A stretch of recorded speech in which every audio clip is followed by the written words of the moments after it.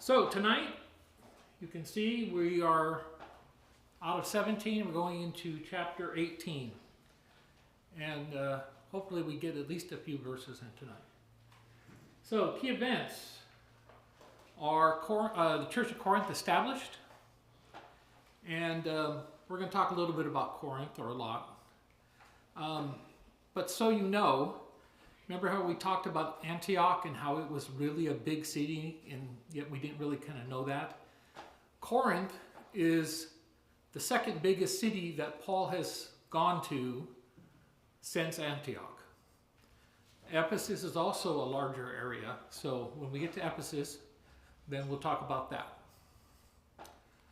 We're going to see the second missionary journey end and the beginning of the third. Sort of the beginning of the third.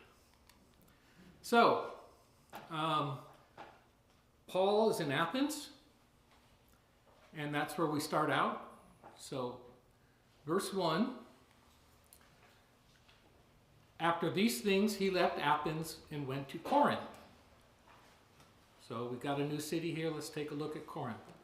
So I'll show a map, and you can see because of the mountains and everything, they most likely arrived there by boat in Corinth. So the city of Corinth. It's another port city. And like I said, it's a fairly large city at this time. Here you can see a picture that's from the top of the Corinth. That's what they call their Acropolis, the Corinth. Looking down over the different seas. There's one on both sides. So it's on the Isthmus of Corinth. That's what the piece of land that the city is built on. It had two ports with one on either side. And you can see that here in this picture. And that little piece of land connecting between it and the mainland is only about 4 miles wide. So Corinth became this hub with two ports. You could come in on one side and go out the other side, and this led to great wealth and other problems. So the ports at this time were very important. That's where most of the trade was done through. So I'll show you a little bit closer picture here, and you can see, pay no attention to the Corinth Canal, because that's not there at this time. You can see Corinth, and then you can see, let's see if my thing works. You see right here where it says, nope, it doesn't show it. Ancient Corinth. This is not the original Corinth that Paul's going to be visiting. And we'll talk about that later when we get there too. So why would it be advantageous to come through this way instead of just going around that big lump of land? Well, instead of a 300-mile trip around, and they say the weather is really bad passing each three of those capes, this isn't far off from where Paul will eventually shipwreck. This gets out into more of the Mediterranean, and the weather is much rougher, where you can come into a protected port, come out of protected port, go to Athens or anywhere else. So this caused this place to be a very significant city. I'll give you a closer picture of it. So like I said, the canal isn't there, but if you see that red line, well, I even got a closer up one, I think. Diokis. That red line was how they transported the goods. And you would pull a ship up at one end, and you would unload the ship, and then they would take that ship across the 4 miles. Actually, it ended up being 5 miles by the road, and then load it all back up again. And that seems rather hard. So this is some of the Diokis that they have uncovered, and part of it, you can see the canal there next to it. Part of it's taken the boat ramp away, but they would sail the boat up to this ramp and then pull it with ropes up on logs, and then when they got it high enough, they would put it on a cart and they would push it. And they had cut grooves in the ground so the cart didn't have to be steered. And they claim that this is the first system that's like a train. It's not a railroad, but it's a train because it's self-guided. And people didn't use this again for another 2,000 years. So here somebody did a mock-up of them pulling a ship across. Now some scientists, you know, it shows just a few men there, but some scientists did calculations, and they say it would have taken about 100 men to push and pull one of those boats. They could actually make the trip in about 3 or 4 hours, but the whole process took about 3 to 4 days. The unloading, putting the boat up on the thing, pushing it across, putting it back, loading it back up.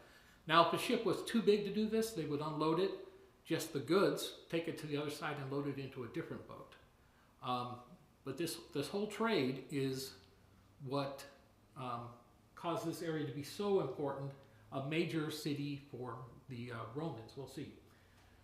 I want to talk about the canal for a little bit. You can see the canal. The idea of building a canal was first put forward in the 6th century BC by the ruler of Corinth. And he was going to do it until all the priests came to him and said, if you mix the waters from 2 different seas, it will anger the gods. So he gave it up. Then over the centuries, people had the idea but never did it. Claudius, in about 40 AD, sent surveyors there, and because he was going to do it. And his surveyors came back and said, oh, the one sea on one side is higher. If we put it through, you'll drown out Corinth and a bunch of islands. Of course, that's not true, because water levels all the way around. But eventually, Nero, in 54 AD, came there, and you can see how nothing's changed. Two accounts say he had a golden shovel, one says a golden pick, but he did the first shovelful, and then he let 6,000 slaves take over. And they worked on this canal for a year until he died.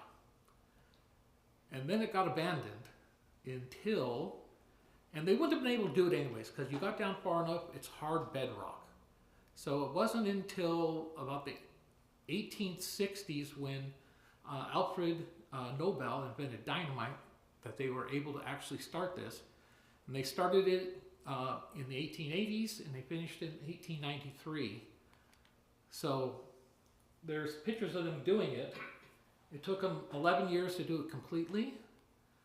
You can, it is now a major tourist spot because it's too small for huge boats to go through anymore, but a lot of people come to see it. And it's interesting, at the two ends, the road's actually submerged down into the ground, the boats go over it, and the cars go back on there. So, a little bit about the background of Corinth. Some more things. The original Corinth was completely leveled by the Romans in 146 BC. They came in, wiped it out, and tore it down. Then Julius Caesar in 44 BC rebuilt it. So the Corinth that we're going to is a more Roman version of it. When he rebuilt it, he made it into a Roman colony, and it was the seat of administration in Achaia. So just to remind you what a Roman colony does, it has benefits that all the surrounding cities did not. Tax relief, their citizens. A lot of Romans settled in this city. So now more about the city itself. It had lots of temples. Aphrodite, Bacchus, Poseidon, quite a few temples. And, you know, we have our own thoughts, and we've heard over and over the reputation of sexual immorality. We hear the stories of 1,000 prostitutes coming down into the city every night and everything. The problem is that those stories mainly applied to the old Corinth. The new Corinth, run by Romans and stuff, with a much smaller temple to Aphrodite couldn't have had the same things that were going on. Yet, the Bible tells us it was still an immoral city. It was still a cosmopolitan city that lots of sailors came to. So it didn't much leave its reputation behind. But when you read these old commentaries, they say all these things that actually applied to the ancient Corinth, not the modern one. Well, I say modern, the Roman one. The society was split along the elite and the lower class. And that's an important thing, because it really, when you realize this, it really talks towards the background of the people and why the Corinthians had the problems that they did. When you read 1 Corinthians and 2 Corinthians, a lot of this has to do with it. There was a set of people who had lots of stuff, and I'm going to have you watch a video afterwards, take home homework, that gives you an idea of the background of the people there and how split they were. And we hear the story about the trouble they had with the Lord's Supper, because some had food and some didn't. So imagine, that there's a bunch of people without money and without food, and they're the lower class, and they're visiting the church, and there's a couple of these elites, and they bring out big banquets and everything, and they're having, an unbelievable time, but they're not sharing with those lower class people, because, they're lower class people. And you can see what the problem really was. It was the disparity. They were very much into fashion and status and power. And part of how they gained status was by following speakers. And this explains some of what Paul says. They had these great speakers, and the people would become devotees of them, and they would give them lots of money, and they gained status by being, oh, you're with this teacher, oh, you're with that teacher, oh, you're with this teacher. So what do we see happen in the church? Oh, I'm of Apollos, oh, I'm of Christ, oh, I'm of Peter, I'm of Paul. And that's the same attitude that came from how life was in Corinth. Sorry. So were these YouTube influencers? They would have been. They definitely would have been. It had that same idea of following after a person and them making money off of it, and then catering to what was going to bring them in money versus necessarily anything true or anything. They catered to what the people wanted, and the people in turn became devotees to a particular individual. Yeah, and that becomes a problem. And part of their lower classes, they didn't believe in working with their hands. So when we see Paul come in, one, he won't take money from anybody in Corinth because of this situation. Two, he goes out and he becomes a tent maker, working with his hands. And so he breaks that. And later we see the other people come with money from Macedonia, and they support him. And in his letters he says, I never took money from you, and I never will, because he doesn't want to be accused of being one of these people that just do it for money. So how many likes did they get? However many would pay them. Corinth also held something called the Isthmus Games every 2 years. It was much like the Olympics, second only to the Olympics. And this, of course, brought athletes and, famous, rich, aristocratic people from all over the area into the city. So you see that stratification being enforced by pretty much everything they did. So this is the ruins. Now this ruins is actually, I believe, in the ancient Corinth, and this was part of the temple to Apollo. You can see the actual Corinth in the back, where there is the Aphrodite's temple was up there, and a lot of the other temples. Most of these cities had some higher point, and they would make it a defensive place, and it'd be used to the last-ditch defense of cities and stuff. So this is a floor plan based on digging up stuff about how the city was, and you can see there are a lot of temples all over it. The agora again is the open area. It doesn't show where the synagogue was. I would really have liked to know where the synagogue was. But once Paul was kicked out of the synagogue, he would have been teaching in this open area in the middle, most likely, along with in the house next door. So there's some more of the ruins. So enough of the city. After these things, he left Athens and went to Corinth. So now instead of looking at Corinth, let's look, why does it say he? So why he instead of we or they? Where's Luke? Where's Timothy? Where's Silas? So I talked a little bit last time about where was Luke and everything. So let's go over where everybody was. So Paul, Silas, Timothy, and Luke were all in Philippi. Then we saw Paul, Silas, and Timothy go to Thessalonica. Now most people think that all this time Luke was left in Philippi because he's not mentioned again for a while. The brethren immediately sent Paul and Silas away by night to Berea. So Timothy left at Thessalonica. Paul and Silas, we know, are now in Berea.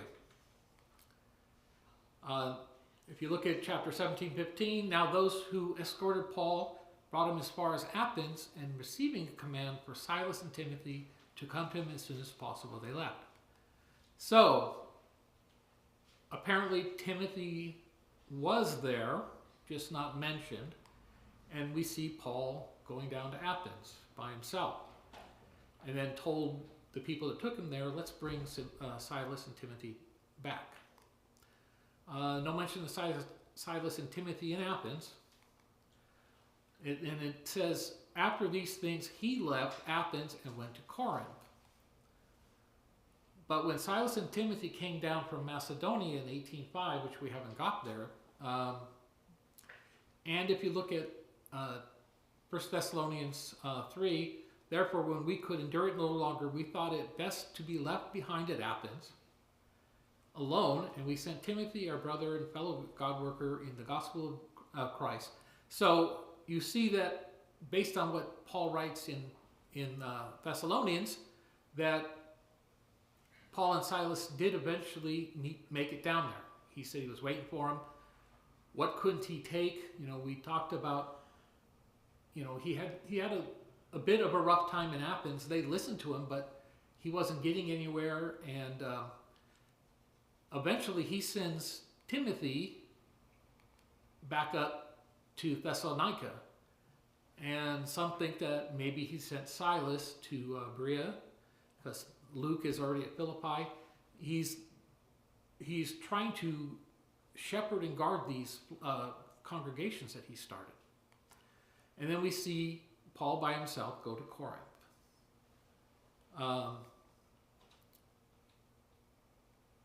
But when Silas and Timothy came down from Macedonia, if we read in 2 Corinthians, for the Son of God, Christ Jesus, who was preached among you by me and by Silas and Timothy. So we do know that eventually, even after they go up for a while, they're eventually going to make it to Corinth. I don't know if you touched on this already, but in Athens, he was waiting for them. They don't come at that time, obviously, but we see that he was expecting them to come. Yes, exactly. He was expecting them to come, and I think based on the other writings, they eventually did. And then he sent them back away. And then he goes to Corinth, and then eventually they join him in Corinth. Now, he's there a long time in Corinth. Does anybody know how long he's in Corinth? 3 years? No, 3 years is Ephesus. It's a year and a half, 18 months, and maybe longer, because it says at one point a year and a half. And then later it said, and he stayed there for some while. So now, is that some while in Luke's year and a half, or is it on top of his year and a half? We're not sure. But we do know, based on his writing and what he says, that Silas and Timothy eventually joined him there. Again, we don't hear from Luke. So, we're finally done with verse 1. 43 slides in. So, verse 2, and he found a Jew named Aquila, a native of Pontus. Now, you can see where Pontus is up there. That's an area that he wasn't allowed to go into. So this Jew's been around. They were in Pontus, but as we're going to see here, they actually came from Rome. So he found a Jew named Aquila, a native of Pontus, having recently come from Italy with his wife Priscilla, because Claudius had commanded all the Jews to leave Rome, and he came to them. So we can a lot of times date these things by these references. So in 121 AD, Suetonius wrote a book called Life of Claudius, and in chapter 25 he says, Claudius banished from Rome all the Jews who were continuously making disturbances at the instigation of one Chrestus. And most people believe that Chrestus is Christ. Some people say he ejected all the Jews, but all the historians say, one, not possible, because a Jew that was a Roman citizen would have to be taken to court to leave. Two, a lot of Jews were slaves, and there would have been an uproar. But if you look at it, all the Jews who were continually making problems, he cast out all the people that were involved in this disturbance. And who were those people? But Wilson had a question? Fact check. Claudius is the emperor, am I correct? Yeah. And he's the one that rejected all the Jews out of there. Yeah, and around 49 AD, that's the consensus. Some thinks it's a few years earlier, a few later, but the general consensus is it's 49 AD. That's how we date Paul in this area between 50 and 51. So the quarrel among the Jews in Rome arose because some Jews accepted Jesus Christ, Chrestus, as the Messiah, while others rejected him, which quarrels came to the attention of Roman authorities and led to the banishment of those perceived as instigator in the civil disorder. So, just like we've seen everywhere else, when Paul would start preaching in the synagogues, the Jews would rise up and cause a problem. Now, it wasn't Paul this time. It was most likely Peter or somebody else started a church in Rome. The Jews rose up, caused a big enough problem that he kicked everyone involved in it out.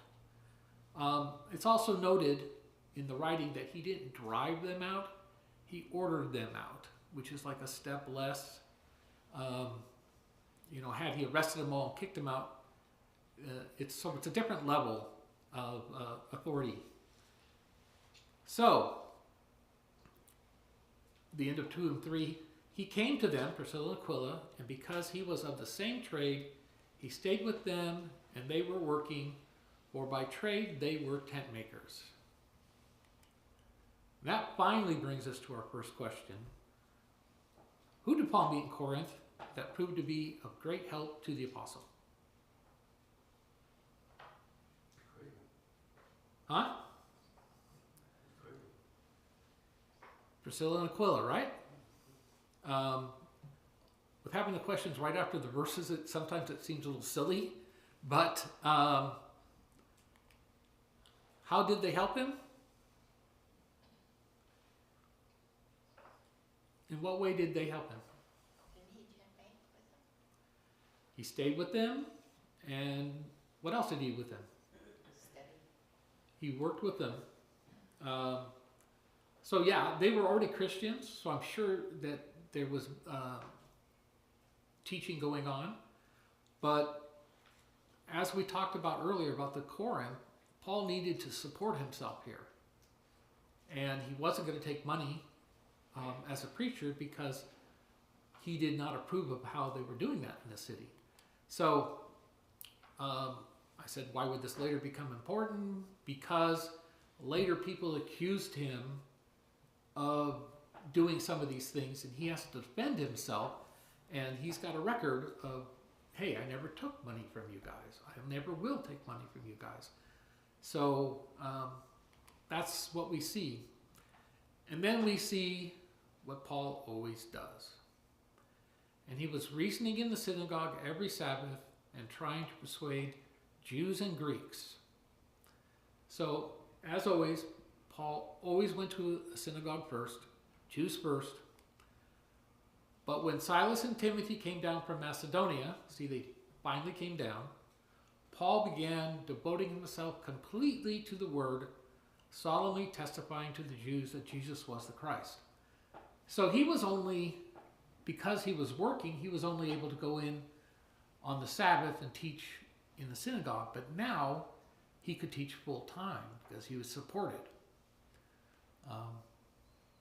Being supported a good thing, Dion? Indeed.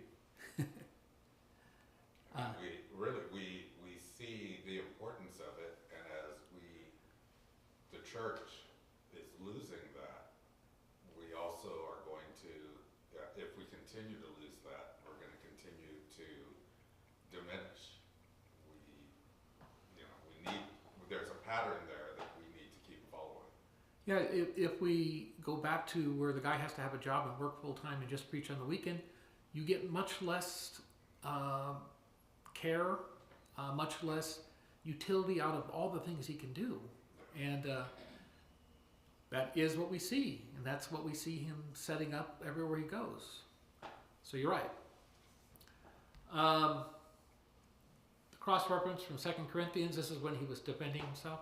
And when I was present with you and in need, I was not a burden to anyone. For when the brethren came from Macedonia, they fully supplied my need.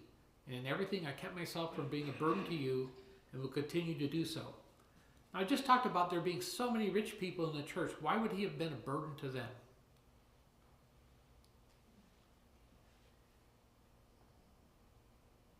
Why would Paul have been a burden to his new starting church? Who's going to listen to Paul? Those that are believers, those that want to learn. Those that believe, but is it going to be the people that are rich and into status and are following these talkers? Or is it going to be the lower class people most likely? Lower class.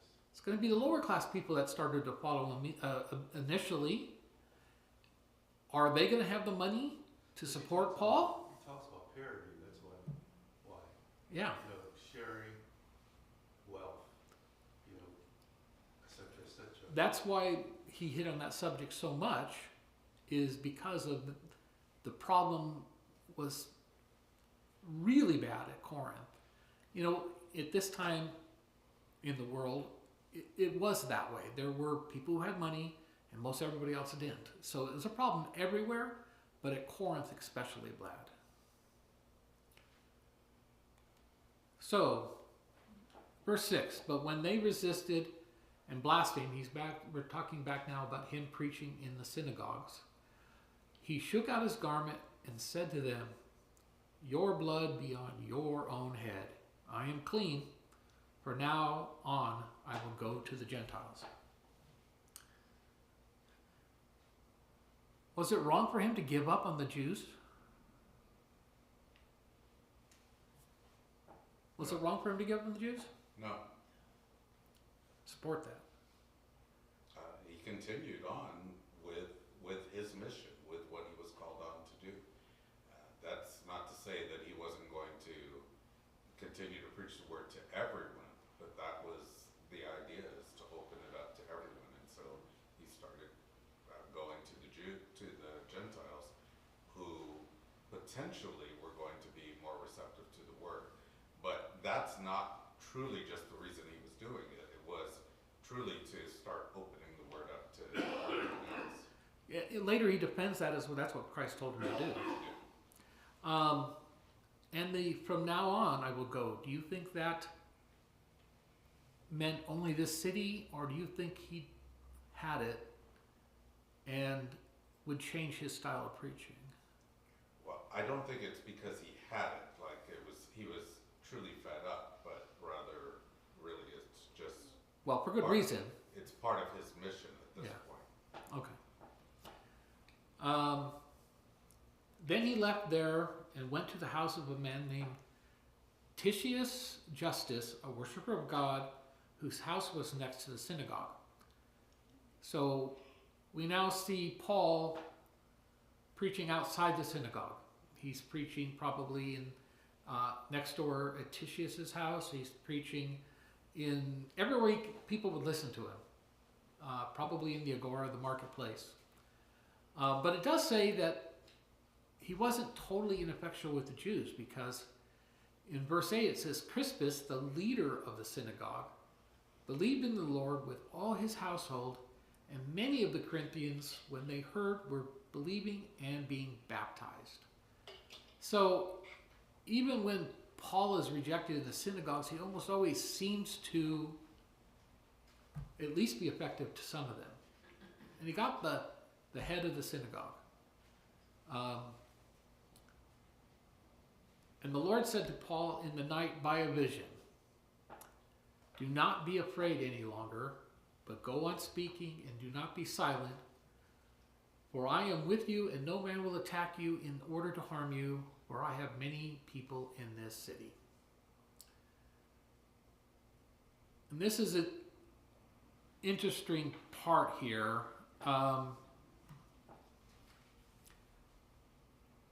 Why would Paul be afraid?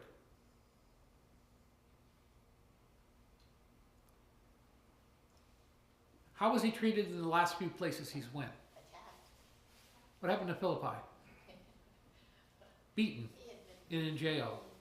Thessalonica chased out. Yeah, you also get a hint of it with what comes later. I know we tend to read everything linearly, but you get an idea of the type of people he's dealing with what happens immediately after. So I think this is more of a precursor telling you what he was told, but he had already seen what's coming. He'd already seen the type of people that he's dealing with, and they're hostile toward him. Yeah, and it's, again, the Jews are going to drag him before judgment in every place except Berea, but even there, the Thessalonians came there. It appears he had trouble in Athens. He has trouble here. So whether it's a fear that of men, and this says no man will attack you, so it seems to be that's part of it. Eddie? I have a feeling that Paul is fearless. The fact that he's willing to die. But evil people are evil people. They do not hurt you. They hurt the people you love. Even until this day, those who live on scams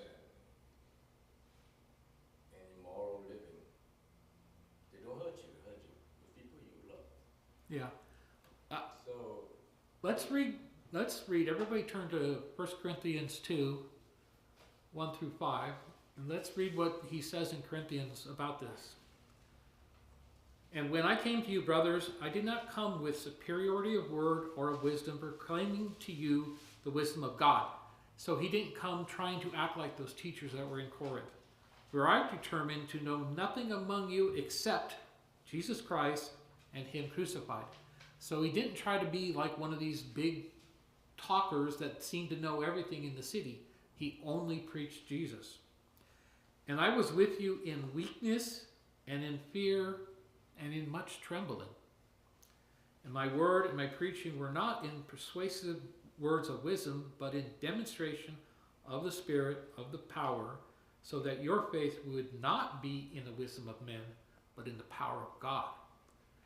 So he saw the climate there. One, he did things in such a way that he wasn't the center of attention. Did that work? Or did down the line, they still, I'm of Apollos, I'm of Paul, I'm of Peter, I'm of Christ. So even though he did everything he could to not be that, It still says he was in fear and trembling. And I think I think it's a mixture of both. He's been mistreated everywhere he went physically, but maybe he's fearing for the way his speech will be taken. It says, "Do not be afraid any longer." If you translate it literally, it says, "Stop being afraid." Yeah. I mean, I know it goes against the way we normally think about them, but I've said before, we can't think of them as supermen. These were men. And he did have fear. It doesn't mean that he wasn't ready to die, but he didn't want to suffer pain. Who does? And so this was a concern. He was ready to overcome that fear and still carry out the work that he needed to carry out. So there's a couple of aspects there. There is the natural fear that a person would have. We can be brave, we can overcome our fear of persecution and still carry out God's word. But we can still have fear. That doesn't mean we don't experience fear. And then there's also the concern about what's going to be most effective. Now, he knows he's got a mission to do. He knows he's got something to carry out. And so he's looking for ways in which he's going to be most effective. He's not rushing to die. He's not rushing into death. And so Christ's affirming, look, no one's going to actually end you here. So carry forth with it. Can embolden him. And that's exactly what it does. And we see him being very bold in his speech, so much so that they do attack him, but they can't do anything with it. So there's the concern about the mission and being able to carry forth with the mission. Is it death? Is it that's imminent, or is it continue on with the mission? And then there's the natural concern that a person has for his own self-preservation. And I do see that as being a part of what's going on here, because Christ says, look, they're not going to hurt you. Yeah. Without that part there, you might think it's all these other things, but he said, "No man will hurt you." I mean, if you go back even before Philippi, he's stoned and left for dead, he's chased, all these things happen. He's in the city that's called most corrupt in that world at that time. So you can understand these things. How would it affect us? Let's apply it to us now. If we got a message for God telling us, stop being afraid and speak my word, would that affect you? Would you be more free to share his word with the people? Would it? Because trick question, we have that in the word of God. We have him telling us, do my will. So Paul didn't have that. Paul got it directly. Still, I imagine a direct communication would still have some effect on us. Dion and then Eddie. And then What we don't have is the idea that no man will hurt you. correct. So, we don't really fear that today, not truly. We fear more ridicule and being ostracized. But that could happen, that somebody would hurt us. We don't have that promise. And so we still need to find a way to overcome our fear and still speak God's word whenever we have an opportunity. It's better to acknowledge our fear, our weaknesses, than to deny them. And so we see Paul's example there continuing to show us, even in his own weaknesses, that he is not super Christian, he is a man, and he still overcame these things and demonstrates to us that, look, we're in the same boat. We shouldn't look at him and put him on a pedestal. We just have to do the exact same thing and overcome. Yeah. When you put it all together, Paul wasn't a big man. He wasn't a handsome. He wasn't eloquent of itself. He was intelligent and he was learned. But you don't get this super idea that we have of Paul. His work was dedication to the Lord, and it stood out. But like Ian says, it wasn't some kind of Superman. So, Eddie, you had a comment? No, I just want to bring out Gaius. Do you remember Gaius? Yes, from where? He accepted Paul and his traveling companion, and when the people looking for him at Gaius' house, they couldn't find them, and then who did they beat? They beat up Gaius, right? Remember? Yeah, well, I remember So, Justice, they So- did that. by God's providence that they were not there, but Gaius later joined and Paul as a traveling companion. Of course, Gaius must have news must have gotten to Paul that what happened to Gaius. So likewise, if somebody hold Dion's daughter hostage and say threatened to beat her up in LA if Dion continued to preach here, Dion would have second thought, wouldn't it? Everybody would have second thoughts. Whether he did it or not, we would have to see. Exactly. So Paul being a person that really loved his fellow man, he would do something about Yeah. not hurting his fellow men or the loved ones of his fellow men. Yeah, and we're still going to see some interesting things with the people around him too. Wilson, did you? We have to get back to the basics of Corinthians. It's a metropolitan city. Yeah. It's made with very rich people. It's the modern version of London and Paris. So you're going to have crime. You're going to have wealth. You're going to have strange people in these cities. Yeah. You have to understand too that Corinthians, Greece, you have Spartan, you have Athens, they fought wars for each other for years. So they're warlike countries. Perpignan, I can't pronounce the war. So Yeah. they fought wars, and then they have great lawmakers, Salon, Lascanian, created laws. So they're like high level of intelligence. Well, yeah, Athens or Corinth was considered a center of culture and wisdom and learning. So yeah, they had schools and stuff there too. It's So considered a modern metropolitan city. One Yeah. key trade port where all wealth comes and go to the trade ports. yeah, and I think that played into how Paul felt too. So that leads us to, what did the Lord tell Paul about Corinth? We've kind of skipped over one point there. He says, don't be afraid. Why? Yes, many, What's the last line say there?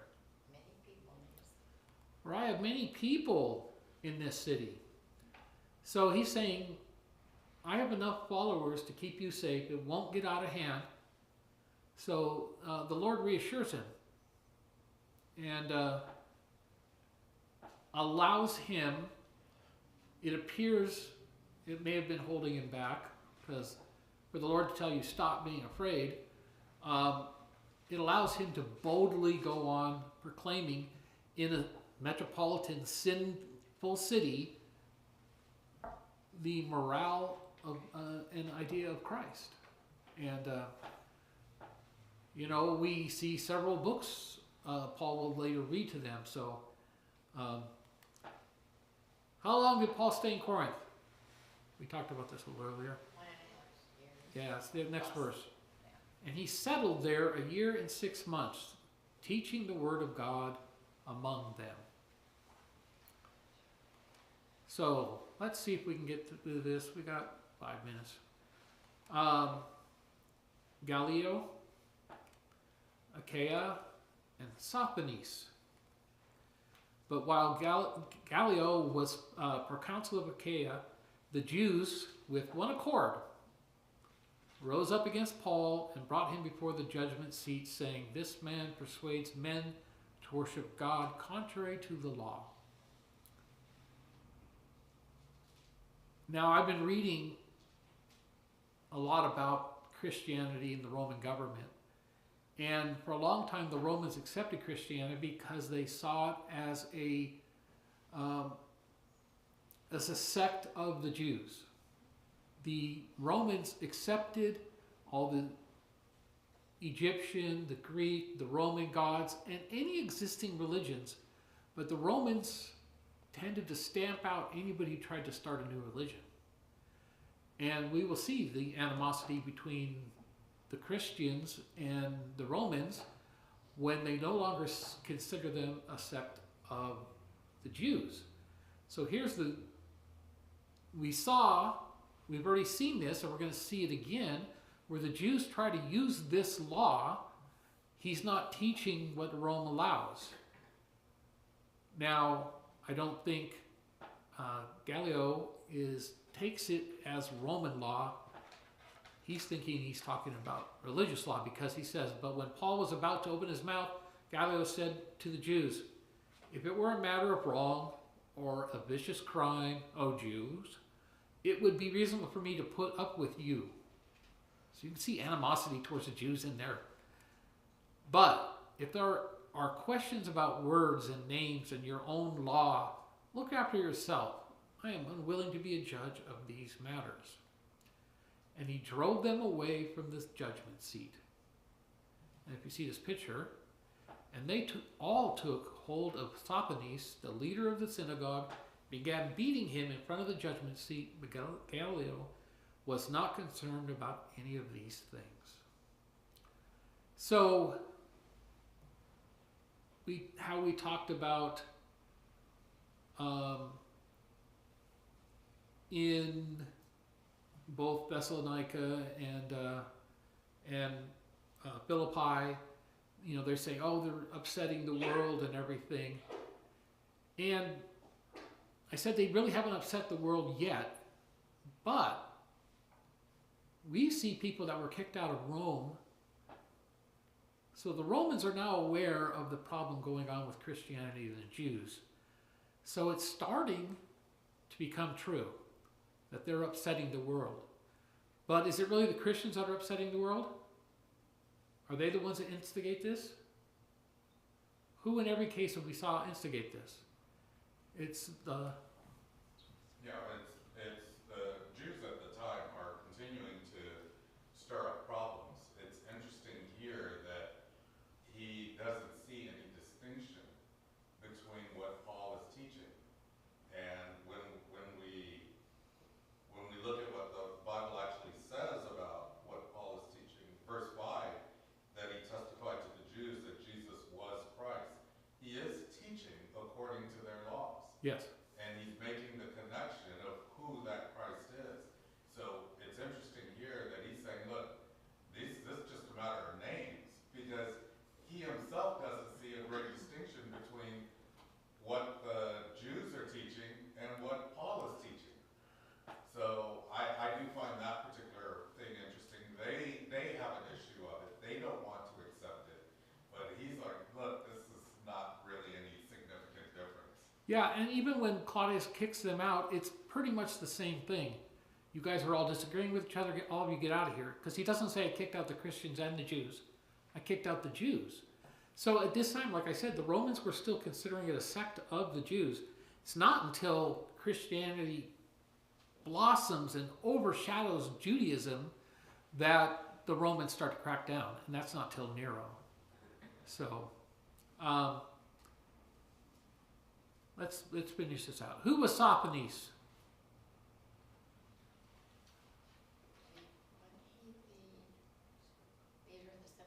Leader of the synagogue. But I thought Crispus was the leader of the synagogue and became a Christian.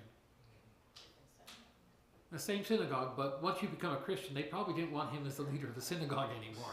So this is the new guy. So what happened to him? He gets beaten and ignored by the court. Did Sosthenes ever accept Christ?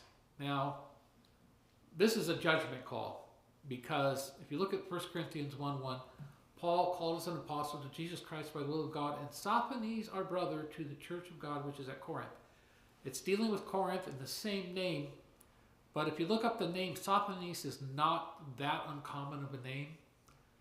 I know a lot of people think that this is the same Sosthenes. It may be, and I would like to think it is, but we can't be dogmatic about something like that. So there's a little bit left, but we'll deal with this next week because we're coming to a close here. So Brad, come on up. Give me a second. Get back there and get your songs ready.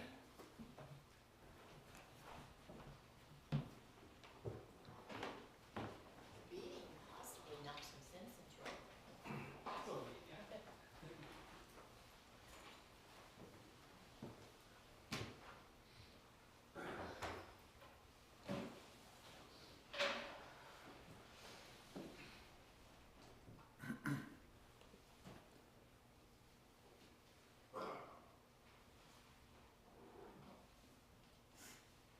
$5.94, the Lily of the Valley.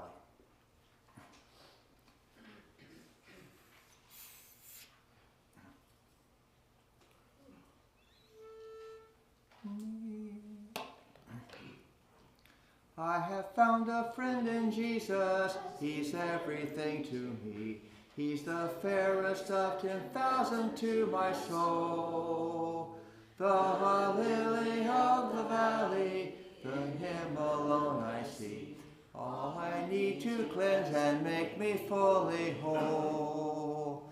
In sorrow he's my comfort, in trouble he's my stay. He tells me every care on him to roll. He's the lily of the valley, the bright and morning star. He's the fairest of 10,000 to my soul. Oh, he all my griefs has taken, and all my sorrows borne. In temptation he's my strong and mighty tower. I have all for him forsaken, and all my idols torn from my heart, and now he keeps me by his power. Though all the world forsake me, and Satan tempts me sore, through Jesus I shall safely reach the goal. He's the lily of the valley, the bright and morning star. He's the fairest of 10,000 to my soul. He will never, never leave me, nor yet forsake me here, while I live by faith and do his blessed will. A wall of fire about me, I've nothing now to fear. With his manna he my hungry soul shall fill. Then sweeping up to glory, to see his blessed face, where rivers of delight shall ever roll. He's the lily of the valley, the bright and morning star.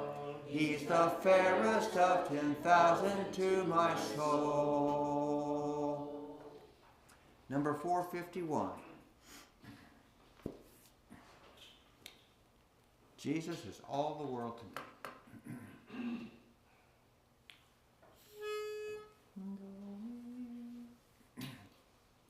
Jesus is all the world to me, my life, my joy, my all.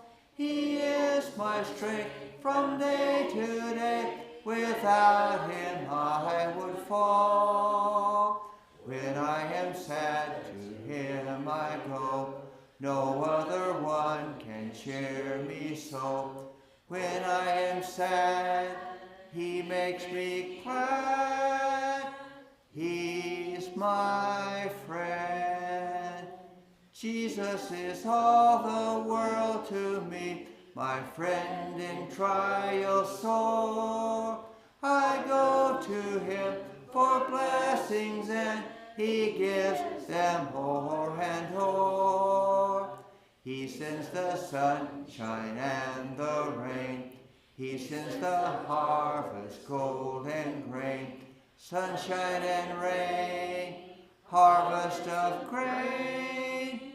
He my friend. Jesus is all the world to me, and true to him I'll be. Oh, how could I this friend deny when he's so true to me? Following him, I know I'm right. He watches o'er me day and night. Following him by day and night, he's my friend. Jesus is all the world to me. I want no better friend. I trust him now, I'll trust him when life's fleeting days shall end.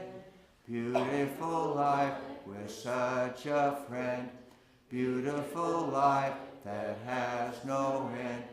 Eternal life, eternal joy, he's my friend.